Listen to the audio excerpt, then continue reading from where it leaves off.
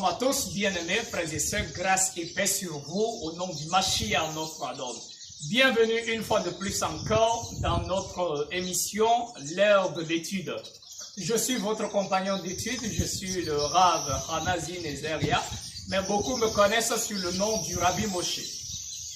Je viens échanger avec vous sur un sujet assez important qu'on trouve dans les écrits, à savoir les ablutions. Dans le christianisme, on nous a appris que les ablutions, tout ça, ça faisait partie de l'Ancien Testament, qu'il ne faut plus, cela n'est plus valable de nos jours, voilà, c'est fini. Mais en réalité, je vous répète que c'est un gros mensonge. Parce que les ablutions, nous trouvons depuis dans la Torah, l'Ancien Testament, jusqu'au Nouveau Testament. Je vous prie d'être patient avec moi et ensemble, nous allons étudier tous les passages qu'il faut depuis les écrits de l'Ancienne Alliance jusqu'à dans les écrits de la Nouvelle Alliance, c'est-à-dire de l'Ancien Testament jusqu'au Nouveau Testament. Nous allons établir en quelque sorte tout ce qu'il faut savoir concernant les ablutions. C'est vrai que dans le monde chrétien, ils ont aussi rejeté beaucoup de livres qu'ils appellent aussi des apocryphes. Mais pour nous, ces livres sont valables parce que ces livres concordent non seulement avec la Torah, les écrits des prophètes, et ça concorde également avec les écrits de la Nouvelle Alliance ou le Nouveau Testament. Alors, sans plus tarder, j'aimerais commencer d'abord avec le livre du Père Adam. Pour beaucoup, la Bible est limitée à 66 livres. Mais pour nous, en tout cas, je suis aussi traducteur des Saintes Écritures. La première version que j'ai traduite était de 79 livres. Et la deuxième version que je suis en train de traduire actuellement va jusqu'à 100 livres. D'accord? Alors, notre canon public va au-delà. D'accord? Va au-delà. Mais actuellement, nous sommes à 100 livres. Parce que la parole de toute écriture est inspirée de l'Éternel, utile pour corriger, pour enseigner, pour instruire, afin que l'homme d'Élohim soit parfait dans les bonnes œuvres. Alors, je commence avec le livre du Père Adam. Quand Adam a péché, l'Éternel a amené Adam devant lui dans les cieux pour lui faire des reproches. Et Adam s'est aussi repenti, il a aussi prié en demandant grâce à l'Éternel.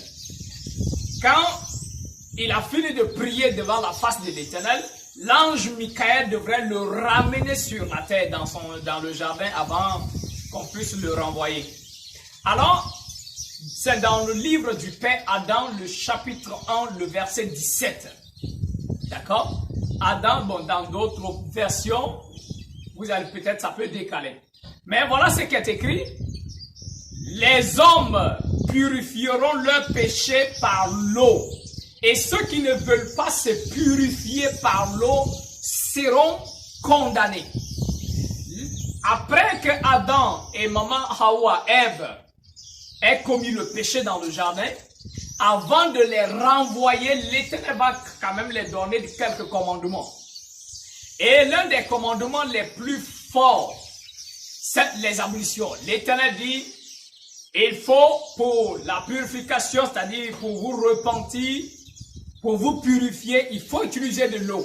Et l'Éternel précise que ceux qui ne veulent pas se purifier par l'eau, ils seront condamnés. Ils seront condamnés. Adam a compris et il a été bien enseigné que pour se repentir, pour se tenir devant l'Éternel, pour se repentir, on a besoin de l'eau pour se purifier avec de l'eau. C'est là assez important. C'est un commandement que Adam a reçu, qu'il a transmis à ses descendants, ainsi de suite. Arrivé un moment, les hommes avaient abandonné l'Éternel, ils ont commencé à adorer les idoles. Mais c'est plus tard que le Tout-Puissant va choisir notre père Abraham. Il va également l'instruire sur la notion de l'ablution. Alors, on va aller dans le livre de Jubilé. Ça, c'est aussi un autre livre que les chrétiens n'utilisent pas. Jubilé, le chapitre 21. Le verset 20 nous dit, « Et en tout temps, que ton corps soit propre, et lave-toi à l'eau avant d'approcher l'offrande qui est sur l'autel. et lave tes mains et tes pieds avant d'approcher l'autel. Et quand tu auras sacrifié de nouveau, lave tes mains et tes pieds. C'est notre père Abraham qui donne l'instruction à son fils Yitzhak. Pour lui dire en tout temps, il faut même que ton corps soit constamment propre. En tout temps, sois propre. Et il dit avant d'approcher l'autel, avant d'aller t'approcher de l'offrande, va te laver d'abord. Lave-toi, oh. C'est-à-dire, lave entièrement ton corps, tout ton corps dans l'eau. Et maintenant, il dit, quand tu te tiens devant l'éternel, parce que où tu vas te laver là, c'est dans la douche, tu vas aller te laver, ok? Mais quand tu quittes la douche, tu dois encore porter des chaussures avant d'arriver à l'endroit où, qui est censé, l'endroit de la prière, où l'endroit où on va rencontrer l'éternel. Alors quand tu arrives là, tu dois enlever tes chaussures. Et quand tu enlèves tes chaussures, le fait que quand tu t'es lavé, tu as porté les chaussures, tu dois encore te laver les mains et les pieds.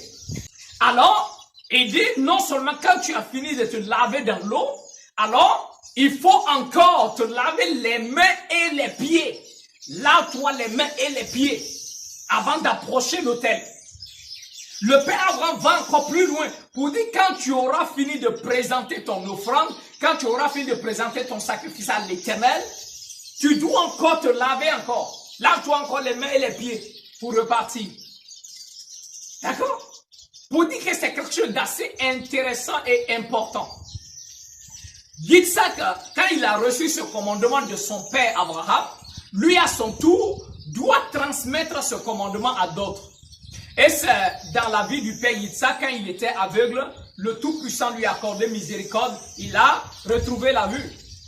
Et voilà, quand il a retrouvé la vue, tous les anciens s'étaient rassemblés auprès de lui, y compris le grand prêtre, parce qu'à l'époque, il y avait aussi un grand prêtre qui n'était pas selon l'ordre d'Aaron. D'accord? Mais il y avait un grand prêtre à leur temps. C'est là que le grand prêtre s'approche du père Yitzhak.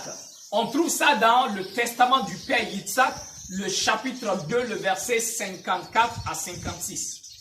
D'accord? C'est le sacrificateur qui demande au père Yitzhak, qu'est-ce que je dois faire au père?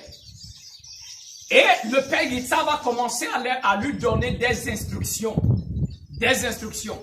Mais la partie qui nous intéresse, c'est à partir du verset 54 du testament du père Yitzhak. Voilà ce que le père lui dit. Ne présente pas d'offrande ayant un défaut. Ça, c'est d'abord point. Et il continue, le verset 55. Lave-toi dans l'eau avant d'approcher l'autel. Lave-toi dans l'eau avant d'approcher l'autel. Verset 56. Ne mélange pas les pensées de l'Éternel avec les pensées du monde quand tu te tiens devant lui. Pour dire que même la prière là, elle est bien établie en avant. Devant l'Éternel, on ne vient pas, on raconte n'importe quoi, ce qu'on veut. Non. Alors, Yitzhak transmet ce commandement au sacrificateur pour lui dire, avant d'aller devant l'Éternel, lave-toi l'eau, lave-toi dans l'eau avant d'approcher l'autel. D'accord? Alors ça, c'était dans les livres qu'ils appellent apocryphes. Maintenant, on va rentrer dans la Bible que tout le monde utilise dans le quotidien. D'accord? Dans la Bible de 66 livres, maintenant, on va rentrer là-dedans. Alors, au temps de Moshe, au temps de Moïse, l'Éternel va donner le commandement dans la Torah, dans Exode, le chapitre 30, le verset 17 à 21. Alors, voilà ce qui est écrit. L'Éternel parla encore à Moshe, c'est-à-dire Moïse, en disant, « Fais aussi une cuve d'airain avec sa base de cuivre pour s'y laver. Et tu la mettras entre la tente d'assignation et l'autel. Et tu mettras de l'eau dedans. Aaron et ses fils, ils laveront leurs mains et leurs pieds. Quand ils entreront dans la tente d'assignation, ils se laveront avec de l'eau afin qu'ils ne meurent pas. Il en ira de même quand ils s'approcheront de l'autel pour faire le service, afin de faire fumer l'offrande consumée par le feu. Pour l'Éternel, ils laveront donc leurs pieds et leurs mains afin qu'ils ne meurent point. ce sera pour eux une ordonnance perpétuelle, tant pour lui que pour ses fils dans leur génération. Alors ici, cette fois-ci maintenant, c'est à Moshe qu'on donne le commandement. L'Éternel dit à Moshe, ordonne et il faut fabriquer un vase d'airain où tu mettras de l'eau pour les ablutions, où Aaron et ses descendants qui travaillent dans la tente d'assignation doivent se laver les mains avant d'approcher l'autel. Oui, quelqu'un va me dire, oui, mais alors là, ça c'est les Lévites, il est question, il s'agit des Lévites, c'est pas de tout le monde. Adam n'était pas Lévite, mais il a reçu ce commandement. Le père Abraham n'était pas Lévite, il a reçu ce commandement. Yitzhak n'était pas Lévite, il a reçu le commandement. Le sacrificateur en son temps, on lui a transmis. Et ici, on vient transmettre à Moshe. Maintenant, oui, le roi David n'était pas lévite, mais il a aussi observé le commandement. C'est ce qui est dit dans Somme, le chapitre 26, le verset 26. Le roi David dit, je laverai mes mains en signe d'innocence avant d'approcher ton autel. Maintenant, allons dans le Nouveau Testament. Dans le Nouveau Testament, on va commencer par le livre de Actes des Apôtres. Actes, le chapitre 21, le verset 24 à 26. Le contexte, c'est quoi? C'est que l'apôtre Shaoul arrive comme ça à Jérusalem avec tous ses compagnons. Ils vont se rassembler dans la maison de Jacob, de Jacques, où tous les anciens se rassemblaient. Et l'apôtre Shaoul va faire le compte rendu de tout ce que le Seigneur avait accompli par sa main, par son ministère. La parole dit, après avoir loué le Seigneur, ils ont dit à Shaoul, frère, vois combien de Juifs sont devenus croyants dans le Mashiach. Or, ils sont très attachés à la Torah et ils ont appris que toi, tu enseignes à tous les Juifs disséminés dans le monde entier de ne pas suivre la Torah ni les coutumes que Moshe nous a laissées. Et l'apôtre dit, que faire donc? Assurément, ils vont apprendre que tu es venu ici et ils vont se rassembler. Alors, que faire donc? Il dit, nous avons parmi nous 4 hommes qui ont fait un vœu selon le vœu, selon Nombre chapitre 6. Il y a le vœu du Naziria où à la fin de son vœu, on doit laisser se raser la tête et présenter des sacrifices. Les apôtres disent à l'apôtre Shaoul, ces 4 hommes-là, prends-les avec toi. Purifie-toi avec eux. Purifie-toi avec eux. Et paye leurs dépenses. Purifie-toi avec eux. C'est de quelle purification il est question? Est-ce que dans le monde chrétien, il y a question de purification? On dit purifie-toi avec eux. Et le verset 26 dit que le lendemain, l'apôtre Shaoul a pris ses hommes, il s'est purifié avec eux. N'est-ce pas? Il s'est purifié avec eux. Et là, ce n'est pas encore fini. Dans Actes, le chapitre 24 maintenant. Ok? Actes chapitre 24, le verset 18. L'apôtre Shaoul, après avoir présenté son sacrifice dans le temple, il y a des Juifs qui se sont rassemblés contre lui pour le frapper. Et quand l'apôtre est devant le gouverneur, il est en train de se défendre. Alors qu'est-ce qu'il dit? Il dit, après plusieurs années d'absence, je suis revenu à Jérusalem dans le but de présenter des sacrifices. Il dit, c'est alors que quelques Juifs d'Asie m'ont trouvé purifié dans le temple, mais sans foule ni tumulte. Il dit, ils m'ont trouvé, j'étais purifié. L'apôtre Shaoul dit, ils m'ont pas trouvé dans le temple étant impur. Je ne suis pas venu rentrer au temple impur. Ils m'ont trouvé purifié dans le temple. C'est de quelle purification qu'il est question? C'est de quelle purification qu'il est question? La même purification depuis le départ. Maintenant, on va terminer par un autre passage dans Hébreux, le chapitre 10, le verset 22. L'auteur du livre d'Hébreux dit, approchons-nous de l'Éternel avec un cœur sincère et une foi inébranlable, ayant les cœurs purifiés. Le cœur est purifié par le sang du Mashiach, notre Sauveur. Les cœurs purifiés d'une mauvaise conscience et le corps lavé d'une eau pure. Approchons-nous de l'Éternel avec le cœur rempli de foi, avec le cœur purifié d'une mauvaise conscience, avec une foi sincère et le corps doit être lavé de l'eau pure. Quelqu'un m'a dit un jour, mais Rabbi Nézeria, est-ce que c'est pas du baptême il est question? Voilà, c'est ça qu'il me dit. Est-ce que non, il ne s'agit pas ici du baptême, tout? Il a dit non. 1 Pierre, le chapitre 3, le verset 21 dit, c'était une imitation du baptême qui n'est pas la purification des souillures du corps, mais un engagement d'une bonne conscience envers l'Éternel et qui maintenant nous sauve par le moyen de la résurrection du Mashiach Yahusha. Alors, Pierre, l'apôtre Pierre, il parlait bien sûr de ce qui est arrivé au temps de Noah, au temps de Noé. Il parle du déluge. Il dit le déluge là était une imitation, le déluge était une imitation du baptême. Il dit maintenant le baptême n'est pas une purification des souillures du corps. Attention, le baptême ne nous purifie pas des souillures de notre corps.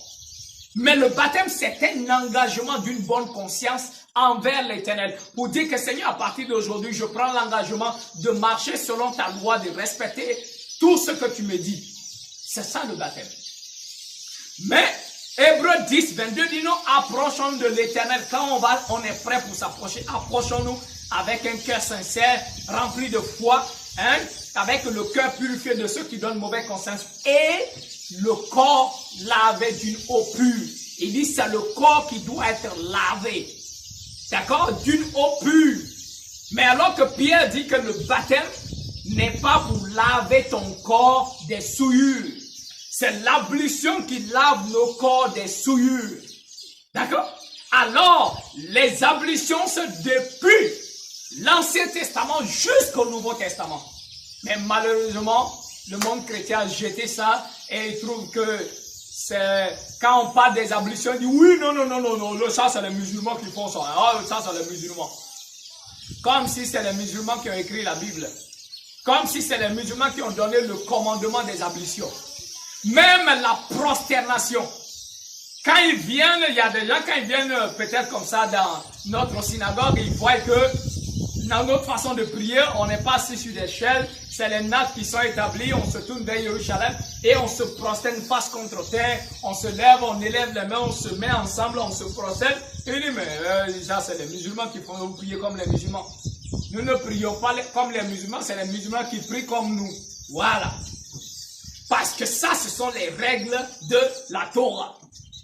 Alors mes bien-aimés, que l'Éternel nous accorde sa grâce et une bonne compréhension des écrits. Et je vous dis, soyez bénis abondamment. C'était votre compagnon, le Rav Hanazi Nézeria. Je vous dis shalom.